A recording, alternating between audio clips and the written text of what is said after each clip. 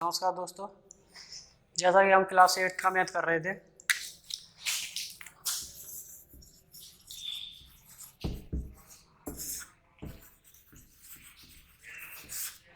NCERT, इसमें हम पहला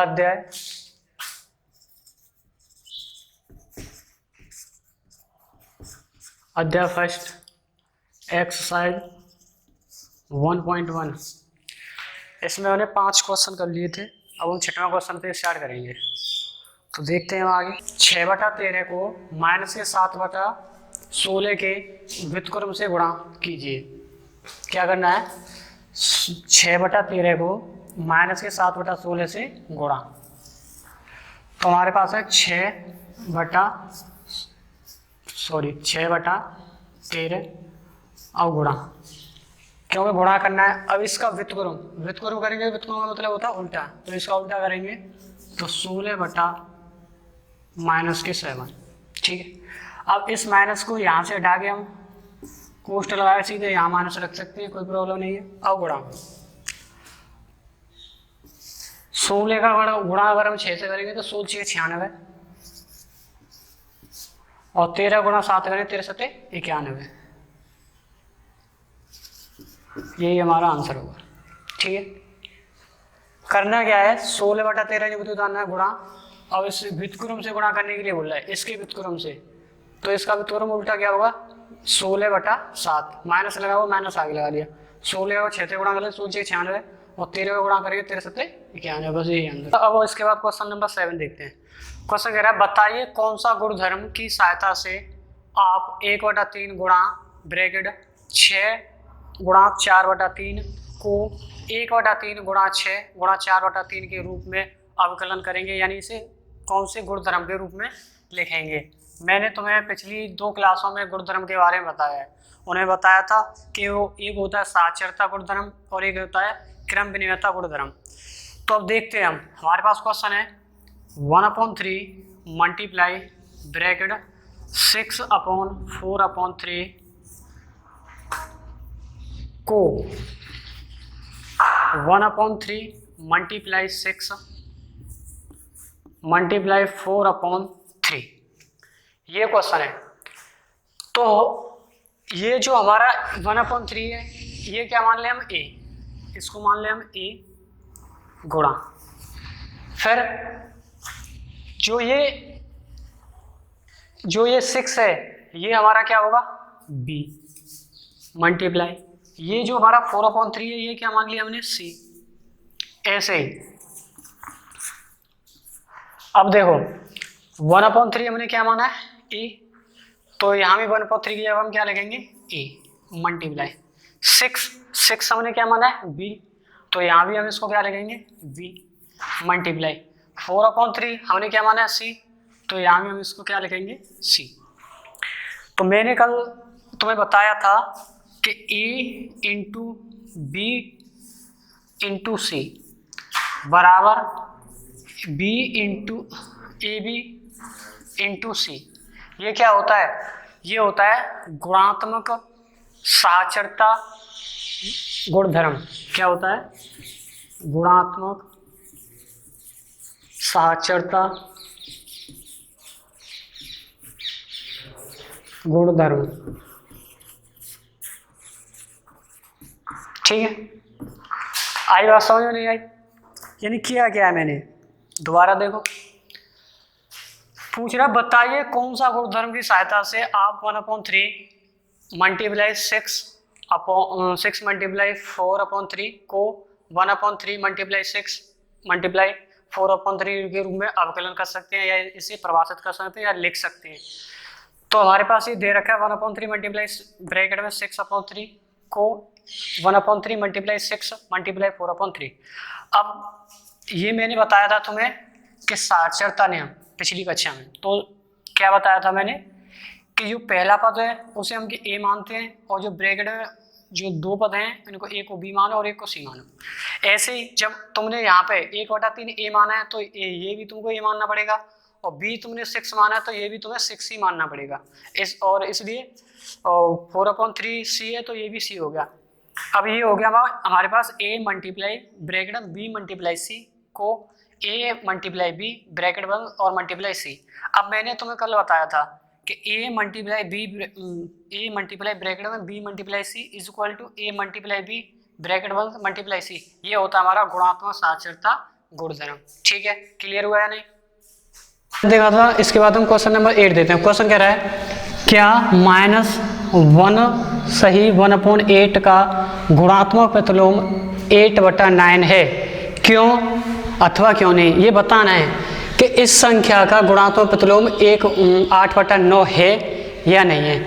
मैंने आपको कल बताया था कि गुणात्मक प्रतिलोम क्या होता है। मैंने बताया था कि a multiply 1/a is equal to 1, यानी हम कह सकते हैं कि a का प्रतिलोम 1/a होता है। ठीक है, ये बोल सकते हैं। लेकिन अगर ये हमें सिद्ध करना हो तो उसके लिए क्या करना पड़ेगा कि a में मल्टीप्लाई करने का पड़ेगा 1/a का। अगर तुम्हारे पास 1 आ जाए तो वो तुम्हारा गुणात्मक प्रतिलोम है, अगर 1 नहीं आ रहा है तो वो गुणात्मक प्रतिलोम नहीं है। तो ऐसे ही हमें इसे देखते हैं। जैसे माइनस, देखो ये -1/8 ये दे रखा है। इसे सबसे पहले तो हमें अंश बटा रहे यानी भिन्न में चेंज करना पड़ेगा। तो इसके लिए क्या करेंगे, इसको गुणा करेंगे। तो 8 × 8 8 और 1 9, तो ये होगा हमारे पास -9/8।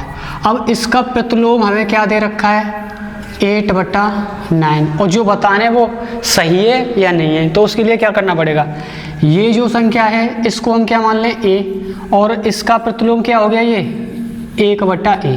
कितना हो गया ये 1/a। तो इसे चेक करने के लिए हमें क्या करना पड़ेगा, a multiply 1/a is equal to 1।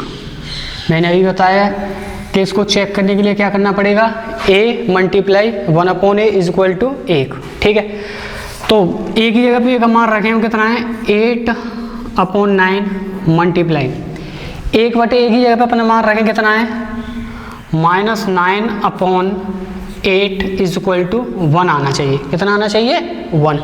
तो देखो 9 से अगर 9 को काटेंगे हम कट जाएगा, 8 से अगर 8 को काटेंगे कट जाएगा। कितनी बार, एक बार। तो हम कह सकते हैं -1/1, क्योंकि यहाँ से 1 और यहाँ से 1, और बराबर कितना आना चाहिए 1 आना चाहिए। अगर एक काम एक में डिवाइड देंगे तो कितना आएगा -1 इज इक्वल टू -1, जो कि एक जैसा नहीं है। यानी आना तो -1 चाहिए लेकिन आ माइनस बन रहा है, तो क्या है ये नॉट इज इक्वल टू। यानी हम कह सकते हैं कि ये गुणात्मक प्रतिलोम नहीं है, गुणात्मक प्रतिलोम नहीं है।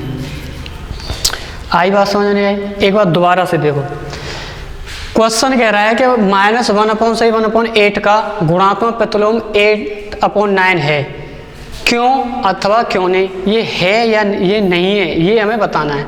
तो उसके लिए करना पड़ेगा क्या, मैंने बताया आपको कि गुणात्मक प्रतिलोम चेक करने के लिए हमें a मल्टीप्लाई 1/a बराबर a, ये अगर इन दोनों का गुणा करके 1 आ रहा है तो हमारा गुणात्मक प्रतिलोम है।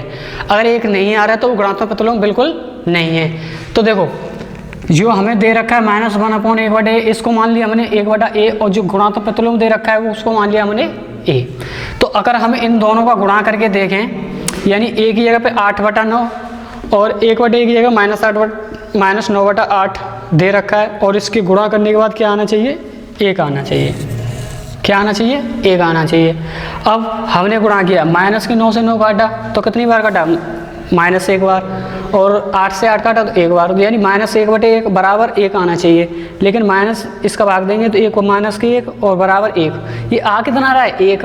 यानी हम कह सकते हैं -1 नॉट इज इक्वल टू 1, यानी दोनों पद क्या है बराबर नहीं आ रही हैं, तो इसलिए ये गुणात्मक प्रतिलोम नहीं है। अगर ये बराबर होते तो गुणात्मक प्रतिलोम होता। क्वेश्चन नंबर 9 सेम वही क्वेश्चन है, कह रहा है क्या 3 से 1/3 का गुणात्मक प्रतिलोम 0.3 है।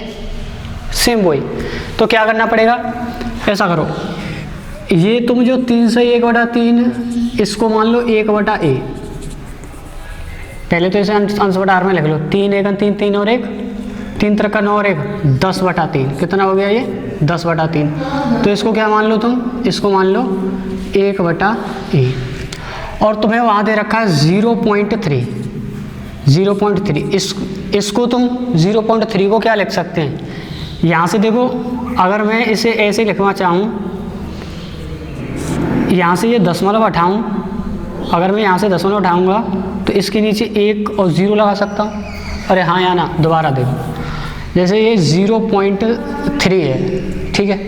अब 0.3 को अगर मैं पॉइंट में चेंज करना चाहूँ तो इसे ऐसे लिख सकता हूँ 0.3, जैसे यहाँ पे ये दशमलव लगा हुआ है, 0.3 है, अगर इसके लिए मैं बटे में नीचे 1 मान सकता हूँ, हाँ या ना, यानी 0.3 के बटे में 1 मान सकता हूँ। अगर मैं यहाँ से इस दशमलव को हटाना चाहूँ, इसके नीचे 0 लिख सकता हूँ, तो मैं क्या कह सकता हूँ कि 0.3 को मैं क्या लिख सकता हूँ कि 0.3 को मैं लिख सकता हूँ 3/10, हाँ या ना, लिख सकता हूँ या नहीं, ठीक है। तो इससे हम क्या भी लिख सकते, ये हो गया हमारा ए, ये क्या हो गया हमारा ए, और ये हमारा हो गया बी। और अभी मैंने बताया था कि ये प्रतिलोम है या नहीं है, इसे चेक करने के लिए हमें क्या करना पड़ेगा कि a multiply 1/a is equal to 1। ये मैंने अभी आपको बताया था कि अगर प्रतिलोम चेक करना है हमें तो कैसे करेंगे कि a multiply 1/a is equal to 1। अगर 1 आ रहा है तो वो है और नहीं आ रहा है तो वो नहीं है।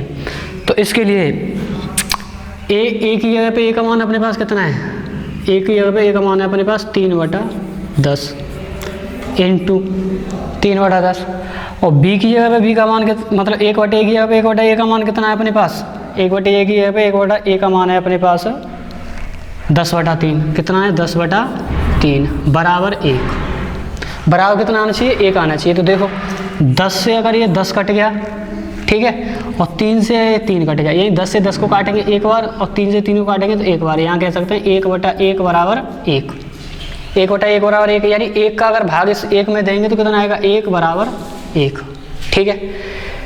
यानी किया क्या है, ये 3 से 1/3 है, उसको हमने पहले अंश बटा आर में लिखा है, यानी 10/3 लिखा है, और इसको हमने क्या माना है 1/a, ठीक है। और 0.3 है, इसको भी हमने अंश बटा आर यानी भिन्न में लिखा है। इस 0.3 को क्या लिख सकते हैं 3/10। अब 3/10 लिखने के बाद अब इसे हमें चेक करना है कि ये प्रतिलोम है या नहीं है। अब प्रतिलोम है या नहीं है उसके लिए चेक करने के लिए क्या करना पड़ेगा, a multiply 1/a is equal to 1 आना चाहिए। तो a की जगह पे a का मान कितना लगा है 3/10 मल्टीप्लाई 1/a की जगह पे 10/3, क्योंकि मैं 10/3 दे रखा है। इन दोनों को आपस में काटा तो कितना आ रहा है 1 बराबर 1, यानी 1 बराबर 1 आ रहा है। इसका मतलब ये गुणात्मक प्रतिलोम है, गुणात्मक प्रतिलोम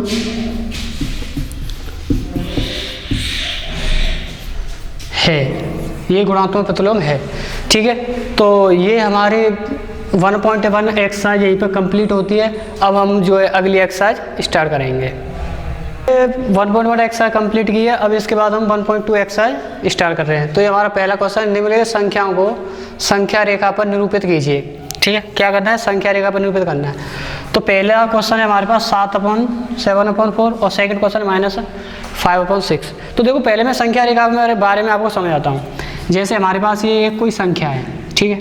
अब इस संख्या को हम 2 भागों में विभाजित करते हैं। कितने भागों में विभाजित करते हैं, 2 भागों में। जैसे मान लो यहाँ पे ये मैंने ले लिया 0, क्या ले लिया, ये 0 ले लिया। अब ये जो है इस संख्या का दायां है और ये बायां।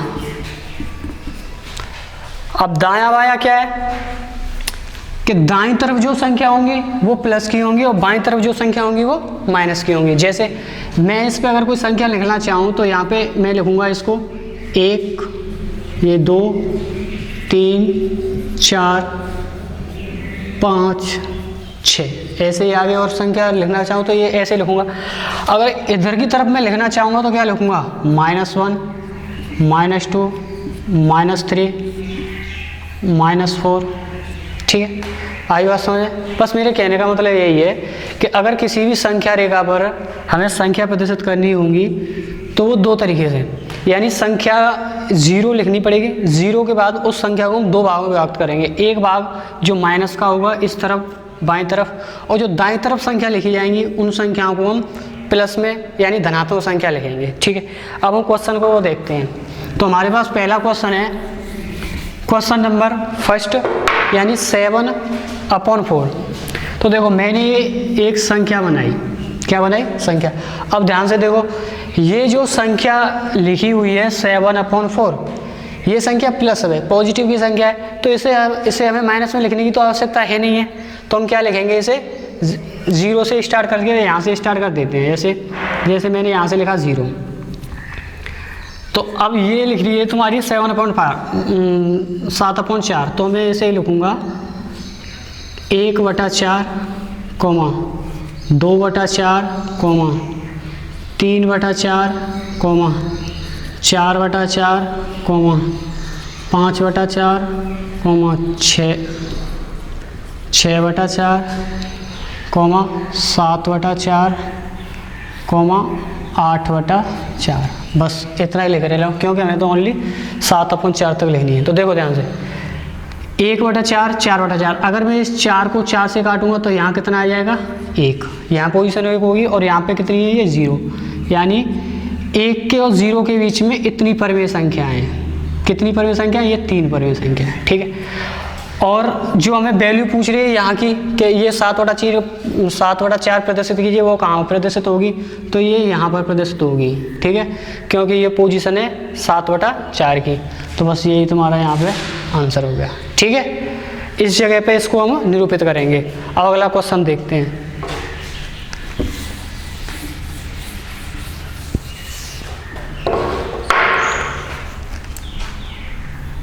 सेकंड क्वेश्चन है हमारे पास। अब देखो, ये जो क्वेश्चन है वो माइनस में है।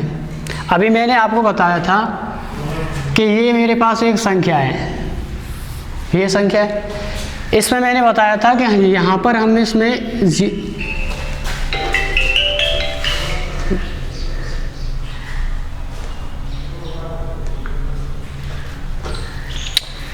ये संख्या मेरे पास 0 है, तो इसे इस तरफ तो मैं पॉजिटिव लिखता हूँ और इस तरफ क्या लिखता हूँ? नेगेटिव लिखता हूँ।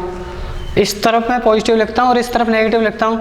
तो अब देखो, मुझे क्या करना पड़ेगा? ये संख्या यहाँ से स्टार्ट करनी पड़ेगी और इस तरफ संख्या लिखनी पड़ेगी। अभी मैंने क्या किया था कि मैंने संख्या इधर लिखी थी, जब पॉजिटिव भी थी तो उधर लिखी थी, लेकिन अगर नेगेटिव में मुझे तो इधर लिखनी पड़ेगी। यानी मुझे संख्या यहाँ से स्टार्ट करनी पड़ेगी। यहाँ मुझे क्या मानना पड़ेगा? 0 मानना पड़ेगा। क्या मानना पड़ेगा? 0। यहाँ मुझे 0 मानना पड़ेगा। अब यहाँ पे 0 मानना पड़ेगा मुझे, तो यहाँ से स्टार्ट करूँगा मैं -1/6, यहाँ पर -2/6, यहाँ पर -3/6 और यहाँ पर -4/6 और यहाँ पर -5/6। तो जो इसकी -5/6 इसकी वैल्यू जो प्रदर्शित होगी वो कहाँ पर प्रदर्शित होगी? यहाँ पर प्रदर्शित होगी, ठीक है। यानी हमें क्या करना पड़ेगा? यहाँ लिखना पड़ेगा -1/6, -2/6, -3/6, -4/6 और -5/6, और यहाँ पर ये प्रदर्शित होगी 5/6, ठीक है। अब कोई दिक्कत नहीं। आई होप मेरे हिसाब से आप लोग इसको समझ गए होंगे। तो ये हमारा पहला क्वेश्चन हो गया। इसके बाद हम इसको सेकंड क्वेश्चन को देखते हैं, ठीक है। तो क्वेश्चन नंबर 2 नंबर 1 किया था, ऐसे ही क्वेश्चन नंबर 2 है, सेम उसी की तरह। क्वेश्चन क्या कह रहा है? -2/11, -5/11, -9/11, यानी 9/11। अब इसको भी हमें क्या करना है? संख्या रेखा पर प्रदर्शित करना है। तो मैंने अभी बताया था कि ये रही हमारे पास संख्या रेखा। यहाँ पर तुम्हारी ये 0 है। अगर पॉजिटिव संख्या लिखनी है तो उधर लिखनी पड़ेगी, नेगेटिव संख्या लिखनी है तो इधर लिखनी पड़ेगी। यानी करना क्या पड़ेगा? जैसे मैंने कोई एक संख्या रेखा खींची, अब ये सारी संख्या माइनस में है। सारी संख्या क्या है? माइनस में। तो 0 मुझे यहाँ माननी पड़ेगी और संख्या मुझे इस तरफ लिखनी पड़ेगी। अगर यही संख्या अगर प्लस में होती तो 0 मुझे यहाँ से मान के और ये संख्या इधर की तरफ लिखनी होती, लेकिन अब ये संख्या मुझे क्या है? इधर की तरफ लिखनी होंगी, ठीक है।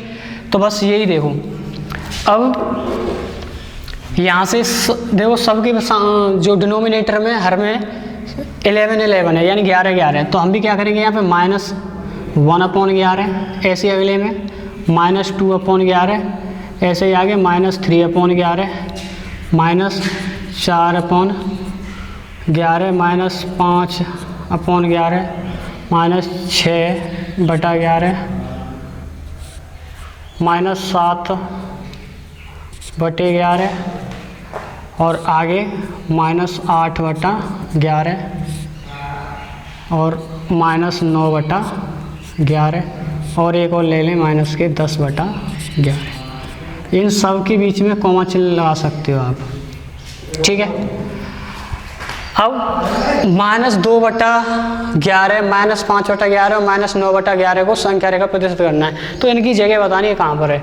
तो ये देखो 2/11 यहाँ पे, तो ये यहाँ प्रदर्शित हो गई, ठीक है। आगे -5/11, तो 5/11 कहाँ ये रही, तो ये यहाँ पर प्रदर्शित हो गई, ठीक है। आगे 9/11, 9/11 कहाँ ये यहाँ पर प्रदर्शित हो गई। तो ये हो गया तुम्हारा क्वेश्चन नंबर दूसरा। अब क्वेश्चन नंबर तीसरा, क्वेश्चन नंबर तीसरा क्या कह रहा है कि ऐसी 5 परिमेय संख्याएं, ऐसी 5 परिमेय संख्याएं लिखिए जो 2 से छोटी हो। तो 2 से छोटी 5 परिमेय संख्या लिखनी है तुम्हें।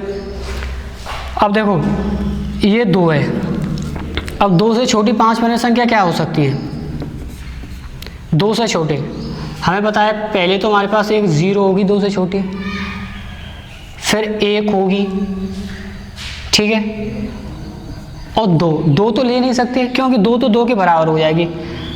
तो पहली तो हमारे पास 2 ये होगी, एक 0 और एक 2, फिर इसके बाद एक -1, फिर इसके बाद -1/2 और फिर इसके बाद -3/4 लिख सकते हैं या 3/2 लिख सकते हैं। यानी कैसे भी कितनी भी संख्या ले सकते हैं। माइनस में तो कोई सी भी संख्या हो, यानी माइनस में तो मैं यहाँ पे अगर 200 लिख दूँ वो भी क्या होगी, इससे छोटी होगी। तो मैंने क्या किया, 0, 1 दोनों ऑलरेडी माइनस से छोटी हैं और -1 भी छोटा है और -1/2 भी छोटा है और -3/4 छोटा है। तो ये संख्या हमने लिख दी, यही क्या होगा हमारा आंसर होगा। अब इसके आगे हम अगले क्वेश्चन को देखते हैं, ठीक है। तो क्वेश्चन नंबर चौथा, थर्ड किया था, अब इसके बाद हम क्वेश्चन नंबर 4 कर रहे हैं। तो क्वेश्चन कह रहा है -2/5 और 1/2 के मध्य 10 परिमेय संख्या ज्ञात कीजिए। 10 परिमेय संख्या में ज्ञात करनी है, किस किस के मध्य, -2/5 और 1/2 के मध्य। अब देखो परिमेय संख्या इनके बीच की 10 परिमेय संख्या निकालने के लिए सबसे पहले हमें क्या करना पड़ेगा, इनका एलसीएम लेना पड़ेगा। तो हम इन नीचे के डिनोमिनेटर का एलसीएम लेना पड़ेगा। अगर 5 और 2 का हम एलसीएम लेंगे तो कितना आएगा, 10 आएगा। कितना आएगा, 10 आएगा। यानी 10 क्या होगा, एलसीएम 10 हमारा एलसीएम आ गया, ठीक है। यानी जो हमारे पास संख्या -2/5 और 1/2, इनकी अगर हमें बीच की परिमेय संख्या 10 परिमेय संख्या याद करनी है, 10 परिमेय संख्या याद करनी है, तो इन्हें निकालने के लिए सबसे पहले इन दोनों के डिनोमिनेटर का हमें एलसीएम लेना पड़ेगा। एलसीएम लेंगे तो हमारे पास एलसीएम कितना आ गया, 10 आ गया। अब 10 एलसीएम आ गया, अब हमें क्या है, अब ये जो हमारे पास डिनोमिनेटर है इनका हमें इसमें डिवाइड दे के देखते हैं। यानी 2 का इसे उतार लो पहले, तो इसे उतार लो, -2/5 -2/5। अब 5 का अगर 10 में भाग देंगे तो कितनी बार जाएगा, 2 बार जाएगा। जाहिर सी बात है, कितनी बार जाएगा, 2 बार। तो इसका ऊपर 2/2 से गुणा कर देंगे और फिर इसे उतार लो 1/2 को। अब 2 का भाग अगर 10 में देंगे तो कितनी बार जाएगा, 5 बार जाएगा। और 5 का ऊपर नीचे क्या करेंगे, हम मल्टीप्लाई यानी गुणा कर देंगे। अब देखो हमने क्या किया, पहले इन दोनों के डिनोमिनेटर का एलसीएम लिया, कितना आया, 10। लेने के बाद हमने ये 2/5 ज्यों का था ऐसे ही उतारा, फिर हमने इस 5 का इसमें क्या दिया, भाग दिया। तो कितनी बार जाता है, 2 बार। तो 2 का हम ऊपर नीचे इससे गुणा करेंगे और फिर हमने 1/2 को उतारा और फिर इस डिनोमिनेटर का इसमें हमने डिवाइड दिया। तो कितनी बार गया, 5 बार। और 5 का मल्टीप्लाई ऊपर नीचे गुणा किया, ठीक है। अब आगे अगर 2 का गुणा हम 2 से करेंगे कितना आ जाएगा, -4/10 और 5 का गुणा अगर 1 से करेंगे तो 5 × 5/10। अब देखो क्या तुम्हें 4 और 5 के बीच में 10 संख्याएं प्राप्त हो सकती हैं, या नहीं हो सकती। क्यों, क्योंकि देखो तुम -4 से लेके हम क्या लिख सकते हैं, यानी -4 तो हमारे पास है ही है। तो -4 से पहले -3, -2, -1 और -1 के बाद 0 यहाँ 0, फिर 1 2 3 4, तो 1 2 3 4 5 6 7 8, कितनी संख्या लिखवाइए 8, यानी हमारे पास 10 संख्या में नहीं मिली। तो हमें क्या करना पड़ेगा, 10 संख्या नहीं मिली तो हमें क्या करना पड़ेगा, इसमें हमें 2 से गुणा करके देखना पड़ेगा इन दोनों में। तो हम जैसे ही 2 से गुणा करके देखेंगे तो 2 चौका 8, हमारे पास ये यहाँ पर -8 हो जाएगा, और 2 का अगर गुणा इससे करेंगे तो 2 पंजे 10 हो जाएगा, यानी ये प्लस के 10 हो जाएगा। तो हम देखते हैं कि 8 और 10 के बीच हमें संख्या मिल सकती है। कैसे मिल सकती हैं, -7 -6 डॉट डॉट डॉट लेके फिर 0, और फिर बाकी उसके बाद 1 2 फिर डॉट डॉट लेके 9 तक, यानी हम कह सकते हैं 9 संख्या तो हमें इधर मिल जाएंगी और 7 संख्या इधर मिल जाएंगी। इसका मतलब हमें 10 परवें संख्या मिल जाएंगी। तो हम इसको क्या करते हैं, आगे हम इसको -4/10 को 2/2 और 5/10 को 2/2 से गुणा करते हैं। ठीक है, अब देखो अगर इसको गुणा करेंगे तो माइनस के कितना हो जाएगा 8/10, और इसको गुणा करेंगे तो 2 पंजे 10/20, सॉरी 20 हो जाएगा। 2 का इधर गुणा करेंगे तो ये भी 20 होगा, यानी 2 का गुणा करके किया मैंने तो -8 हो जाएगा। 2 का गुणा अगर 10 से करूँगा तो 20 हो जाएगा। 2 का गुणा अगर 5 से करेंगे तो 10 हो जाएगा। 2 का गुणा 10 से करेंगे तो 20 हो जाएगा। ठीक है, अब इसके बाद देखो हमें संख्या मिली -8/20 और 10/20। अब इनके बीच हमें 10 परमेय संख्या लिखनी है। 10 परमेय संख्या, 10 परमेय संख्या लिखनी है। अब 10 परमेय संख्या लिखेंगे हम तो क्या करेंगे, इनके बीच, यानी 8 तो है ही हमारे पास, तो यहाँ हम क्या लिखेंगे -7/20, यानी 8 से पहले वाली संख्या। फिर इससे पहले वाली संख्या -6/20, इससे पहले वाली -5/20, फिर डॉट डॉट ऐसे कर लो, यहाँ पे लिख दो 0, क्योंकि यहाँ पे फिर 4 लिखेंगे फिर 3 लिखेंगे, या फिर मैं लिख ही देता हूँ -4/20, -3/20, -2/20, -1/20, फिर इसके बाद क्या आएगी 0, फिर आगे क्या आएगा 1/20, फिर 2/20, ऐसे ही कहाँ तक आएगा ये 9 तक, क्योंकि 10 तो है ही हमारे पास, तो 9 तक। अब इनमें से कोई सी भी 10 परमेय संख्या हम लिख सकते हैं। ये क्या हो गया तुम्हारा आंसर। ठीक है, आगे बात समझिए, इनमें से कोई सी भी 10 परमेय संख्या हम लिख सकते हैं। तो इस तरीके से हम किन्हीं भी 2 संख्याओं के मध्य परमेय संख्या ज्ञात कर सकते हैं। तो ये हो गया हमारा क्वेश्चन नंबर 4। इसके बाद हम नेक्स्ट क्वेश्चन देखते हैं। तो अगला क्वेश्चन नंबर 5 है हमारा। तो हम क्वेश्चन नंबर नेक्स्ट देखते हैं, ये आपके लिए समझ में आ गया होगा। तो क्वेश्चन नंबर नेक्स्ट, तो देखो अभी क्वेश्चन हमने 4 किया था, क्वेश्चन नंबर 5। अब इसमें क्या कह रहा है, निम्न के मध्य 5 परमेय संख्या ज्ञात करो। यानी अभी हमने 10 परमेय संख्या ज्ञात की थी, अभी हमें क्या है 5 परमेय संख्या ज्ञात करवा रहा है। तो सेम वही क्वेश्चन है, कुछ भी नहीं है। ऐसे देखो पहले हम इस क्वेश्चन को करते हैं 2/3 और 4/5। ठीक है, करना क्या है हमें, वही इन दोनों का एलसीएम लेना है। इन दोनों का एलसीएम कितना आएगा 15। एलसीएम आ गया हमारे पास 15। कितना आया 15। 15 आने के बाद अब क्या करें हम, पहली जो संख्या हमारे पास 2/3, इसको जो होगा तो लिखें। अब देखो इसका जो डिनोमिनेटर हर है, इनका इसमें क्या देंगे हम भाग देंगे। यानी 3 का भाग अगर 5 में देंगे तो कितनी बार गया, 3 का भाग अगर 5 में देंगे तो कितनी बार गया 5 बार गया। यानी 5 का ऊपर गुणा और 5 का गुणा नीचे। ठीक है, 3 का 15 में भाग दे तो 5 बार गया, और इसको उतारेंगे 4/5। यानी 5 का भाग अगर 15 में देंगे तो कितनी बार गया 3 बार गया। यानी 3 का ऊपर गुणा और 3 का गुणा नीचे।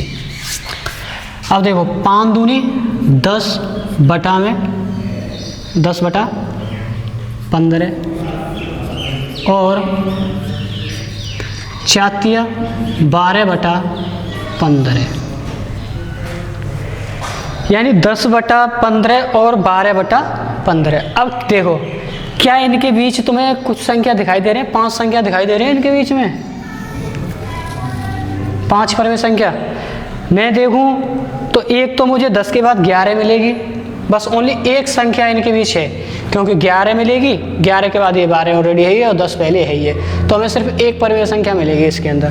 तो हमें क्या करना है, हमें एक नहीं, हमें तो 5 संख्या ज्ञात करनी है। तो 5 संख्या ज्ञात करने के लिए क्या करना पड़ेगा, मुझे इसमें 2 का गुणा करना पड़ेगा, इसमें भी 2 का गुणा, फिर भी मुझे नहीं मिलेंगी, मुझे 4 संख्या मिलेंगी।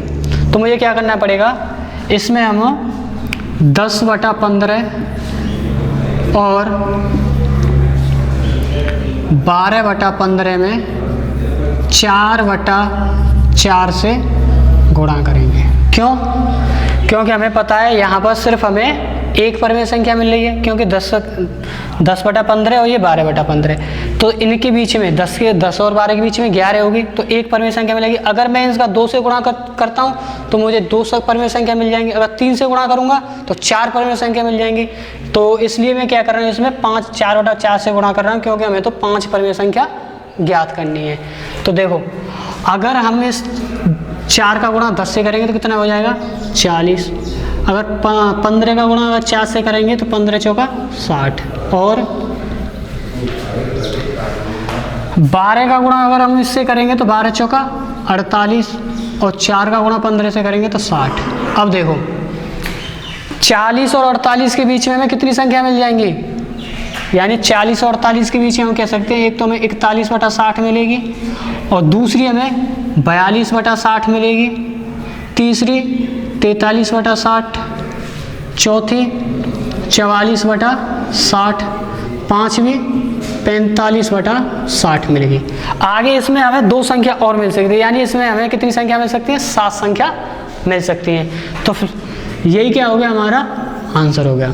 अब बताओ समझ में आया या नहीं आया, मेरे पास है, समझ में आया या नहीं आया? ये देखो सेम उसी की तरह किया है, ठीक है। तो ये हो गया हमारा फर्स्ट क्वेश्चन। अब इस वाले सेकंड क्वेश्चन को हम देखते हैं, क्वेश्चन नंबर 2।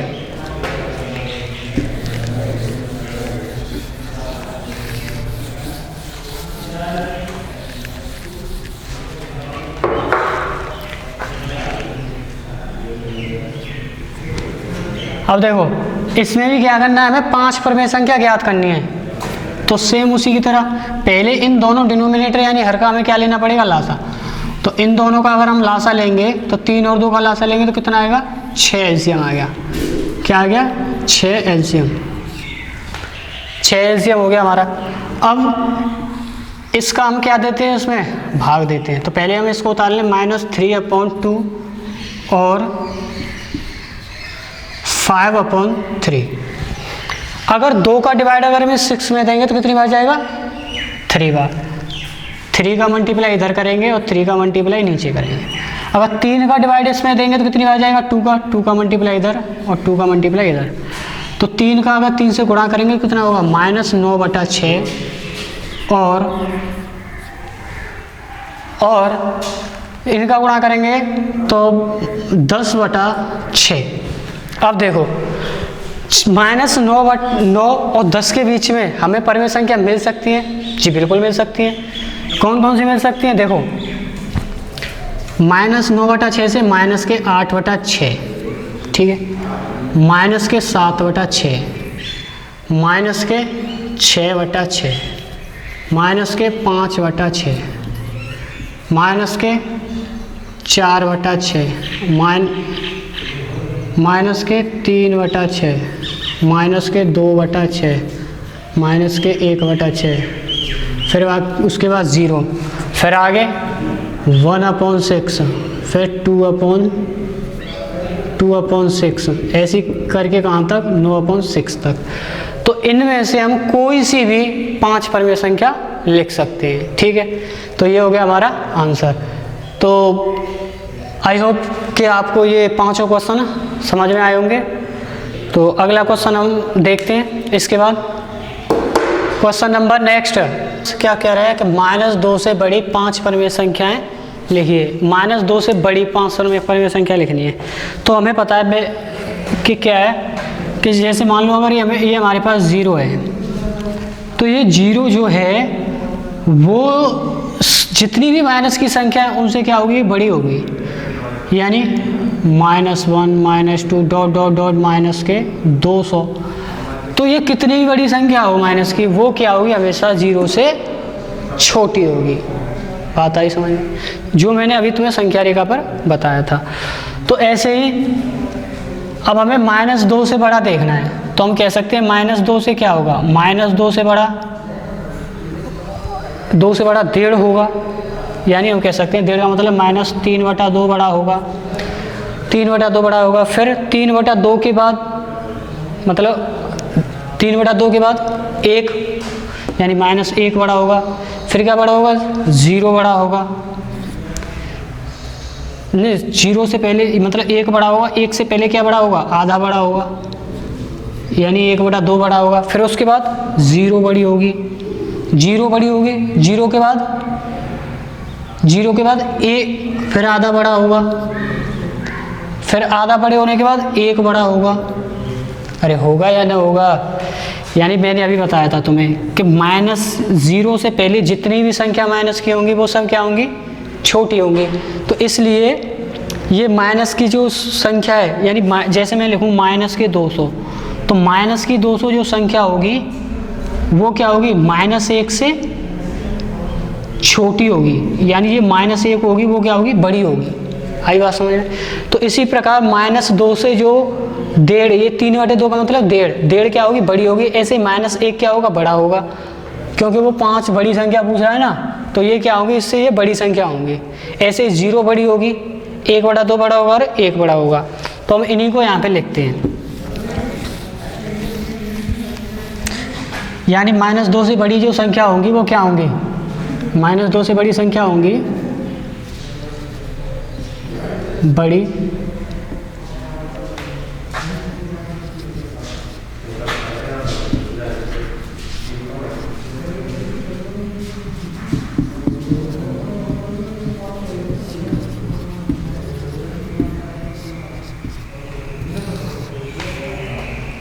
अभी बताया मैंने कि जैसे 0 है, तो 0 से जितनी भी संख्या, जैसे 0 है, अगर इस 0 से जैसे मान लो 1 है हमारे पास, ये -200, अगर इन दोनों में हमें देखना पड़ेगा तो कौन सी बड़ी होगी, ये 0 बड़ी होगी। कौन सी बड़ी होगी, 0, क्योंकि माइनस की कितनी भी बड़ी संख्या हो वो हमेशा छोटी होगी। यानी हम कह सकते हैं कि हमारे पास ये माइनस और ये -200, इन दोनों में हमें देखना पड़े तो कौन सी बड़ी होगी, जाहिर सी बात है माइनस के 1 बड़ी होगी। तो इसी प्रकार हम कह सकते हैं कि जो -2 है, इससे जो बड़ी संख्या होगी वो क्या होगी, -2 से। जैसे मैंने अभी ये मैंने संख्या रेखा बनाई, यहाँ पे 0 हो गया, तो -1 -2 -3 -4 -5 -6, ये संख्या हमने इस पे पुट की। तो हम क्या कह सकते हैं कि इस 6 से 5 बड़ी है, 5 से 4 बड़ी है, 4 से 3 बड़ी है, और 3 से 2 बड़ी है, और 2 से 1 बड़ी है, और 1 से 0 बड़ी है। यानी माइनस की जितनी बड़ी संख्या होती है वो हमेशा उस छोटी वाली संख्या से बड़ी होती है, छोटी होती है। जैसे हम कहें तो ये माइनस के 6 है वो 1 से छोटी होगी। यानी 1 क्या है, इनमें 1 जो है सबसे बड़ी संख्या है, यानी ये सारी संख्या जो है 1 से छोटी है, 1 हम यहाँ पे क्या है, बड़ा है। और ये 0 जो है इन सबसे बड़ी है, 0 इसमें क्या है, इन सबसे बड़ी है। तो यहाँ पर ये 2 है, ये 2। अब इस 2 से देखो क्या बड़ा है, इस 2 से 1 बड़ा है और 0 बड़ा है या नहीं है, मैंने क्या बताया, इस 2 से 1 और 0 दोनों बड़ा है। अब एक चीज़ और, ये 2 है, यहाँ पर मैं अगर इसे ऐसे लिखूँ कि 1 सही 1/2, यानी 2 1 2 और 1 3, यानी 3/2, यानी 1.5 भी तो 2 से बड़ा होगा। माइनस का 1.5 जो है वो भी तो 2 से बड़ा होगा। तो हम क्या लिख सकते हैं, यहाँ पे लिख सकते हैं कि माइनस के 3/2 कॉमा माइनस के 3/2, यानी 2 से 1.5 बड़ा होगा। फिर -1, 1.5 के बाद क्या होगा 1 बड़ा होगा, 1 के बाद क्या होगा -1/2 यानी आधा बड़ा होगा, आधा इसके बड़े बाद होने के बाद क्या बड़ा होगा 0 बड़ी होगी, क्योंकि ये सारी संख्या क्या है माइनस की, और माइनस की सारी संख्या क्या होती है 0 से छोटी, तो 0 बड़ी होगी। और 0 के बाद कौन सी बड़ी होगी, 0 के बाद -2 से 1/2 यानी आधा बड़ा होगा, फिर 1 बड़ा होगा। बस यही 5 संख्या हमारी हो गई। आई बात समझ में नहीं आई? ठीक है, अरे हाँ या ना, बस कुछ नहीं है, हमें याद रखना है कि माइनस की जितनी छोटी संख्या होती है वो सबसे बड़ी होती है, यानी माइनस की जितनी बार संख्या होती है वो 0 से हमेशा छोटी होती है। ठीक है, अब हम इस क्वेश्चन नंबर 7 को देखते हैं। ये हो गया हमारा क्वेश्चन नंबर 6 और क्वेश्चन नंबर 7। अब क्वेश्चन नंबर 7 में कह रहा है कि 3/5 और 3/4 के बीच 10 परिमेय संख्याएं ज्ञात करो। कितनी से परिमेय संख्या ज्ञात करनी है 10, जो कि हम इसमें से 2-3 क्वेश्चन कर चुके हैं, अभी हमने पहले किया था और अब फिर से दोबारा आ गया। तो ये हमारे पास 3/5 और 3/4, 3/5 और 3/4, 3/5 और 3/4। अब देखो सबसे पहले क्या करना पड़ेगा, हमें इन दोनों का एलसीएम लेना पड़ेगा। 5 और 4 का अगर हम एलसीएम लेंगे तो कितना आएगा 20। 5 और 4 का एलसीएम आएगा 20। अब 5 और 4 का एलसीएम हो गया हमारे पास 20, एलसीएम 20 हो गया, एलसीएम 20 हो गया। अब इस डिनोमिनेटर यानी हर का इनमें क्या देते हैं भाग देने के बाद क्या करते हैं इसी संख्या से उसका मल्टीप्लाई करते हैं। तो पहले हम इस संख्या को उतार लें, हमारे पास संख्या है 3/5 और 3/4। अब देखो 5 का अगर मैं इसमें भाग दूंगा तो कितनी बार का जाएगा 4 बार, और 4 का मैं इससे गुणा करूं तो 4 का मैं इससे क्या करूंगा ऊपर नीचे गुणा। अगर मैं 4 का इससे भाग दूं तो कितनी बार जाएगा 5 का, और 5 का क्या करूंगा मैं ऊपर नीचे मल्टीप्लाई। अब 4 का गुणा करूंगा तो 4 तिया 12/4 पंजे 20 और 5 तिया 15/20, यानी मेरे पास संख्या आई 12/20 और 15/20। अब देखो 12 और 15 के बीच क्या हमें 10 परिमेय संख्या मिल सकती है? नहीं मिल सकती। क्यों नहीं मिल सकती? क्योंकि 12 के बाद एक हमें 13 मिलेगी, 13 के बाद एक 14 मिलेगी, बस 13 और 14 इन दोनों के बीच की संख्याएं। लेकिन हमें तो 10 निकालनी है, तो उसके लिए क्या करना पड़ेगा 2 का मल्टीप्लाई करेंगे, ये 24 हो जाएगा और ये कितना हो जाएगा 30। 24 और 30 के कितनी मिलेंगी? 24 और 30 में हमें 5 परिमेय संख्या मिलेंगी, यानी फिर भी नहीं मिलेंगे। तो इसके लिए हमें क्या करना पड़ेगा 3 से मल्टीप्लाई करना पड़ेगा, 30 के भी नहीं मिलेंगी। तो क्या करना पड़ेगा इसके लिए हमें 4 से 6 से ऐसे मल्टीप्लाई करके देखना पड़ेगा, और इसे हमें 12/20 मल्टीप्लाई 8/8 करना पड़ेगा और 15/20 मल्टीप्लाई 8, यानी मैं इसको 8 से गुणा करके देखूंगा तो 12×8 96 और 8 से इसको गुणा करके देखूंगा 160 और 15×8 120 बटे 20×8 160। अब देखो 96 और 120 के बीच में हमें 10 और 10 से अधिक संख्या प्राप्त हो सकती हैं। अगर मैं यहाँ 7 का भी मल्टीप्लाई करूँगा तब भी हमें संख्या नहीं मिलेंगी। तो देखो अब 96 के बाद हम कह सकते हैं 97/160, फिर इसके बाद 98/160, 98 के बाद 99/160, फिर इसके बाद 100/160, 101/160, 102/160, ऐसे ही आगे कहाँ तक लिख सकते हैं हमें 119/160 तक। अब इनमें से हम कोई सी भी 10 परमेय संख्या रख सकते हैं, यही हमारा क्या होगा आंसर। आई होप आपको ये समझ में आया होगा। तो ये भी हमारी एक्सरसाइज 1.2 कंप्लीट हो गई है, यानी हमारा एक पहला चैप्टर परमेय संख्या का कंप्लीट हो गया है। आगे हम अगले चैप्टर को कल कंटिन्यू करेंगे। जब तक के लिए जय हिंद।